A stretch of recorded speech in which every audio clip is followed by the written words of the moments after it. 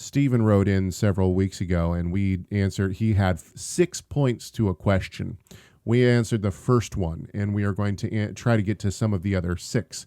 So he's talking about the Mishnah, and for those who do not know, the Mishnah is considered the oral law within Judaism, and many people within the Torah movement, within Messianic Judaism, within the Hebrew roots movement, have wanted to study the Mishnah. And I don't think that studying the Mishnah is necessary or even necessarily good unless it is to do historical research for what might be going on in a specific time. In other words, I do not think that the Talmud or the Mishnah actually helps us exposit the word necessarily, outside of giving historical background to what certain groups believed at a time. Does that make sense? Do you agree with that, Rob? Yeah. Okay. So with that said, the problem is if someone says, "Oh, this is in the Babylonian Talmud, and therefore it must have been true in Jesus' day," right? So things have to be kept in their proper timeline, as well as, what the content of the or that Jesus studied under Gamaliel, or that Jesus studied under Hillel. Yeah. Mike sent that video the other day of Messianic rabbi who said that Jesus studied with the top rabbis of the day, or some of the top. Yeah, of course. Or something. Anyway, the nonsense just keeps getting flung. Anyway, okay, so Stephen writes in. Stephen's great. Some of the best conversations I've had in a long time are with Stephen. Anyway, Stephen writes in. He says, if the Mishnah is now written down and codified, how can it be oral? So this is the first. This is actually the second question, but this is the first question that we're going to address.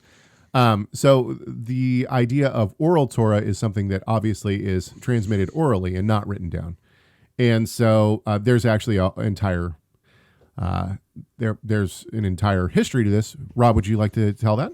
Sure. Yeah. Well, I mean, the rabbinic texts themselves, I think it's in the Tosefta to Ediot, where it addresses this problem. If the Mishnah was oral, why is it written down? And the idea was that after the temple was destroyed, the rabbis were together, and trying to keep it oral. And at some point, they realized it's going to disappear. This is the narration of this is how they tell. This is how they tell the history. Yeah, they tell the story, and so that it says, "Let us begin with Hillel and Shammai, and we'll start gathering and capturing it." However, even into the Middle Ages, you have 2 different stories about whether the Mishnah, at what point was it written down. Some say Judah the Prince or Yehuda Hanasi physically wrote it down, the Mishnah.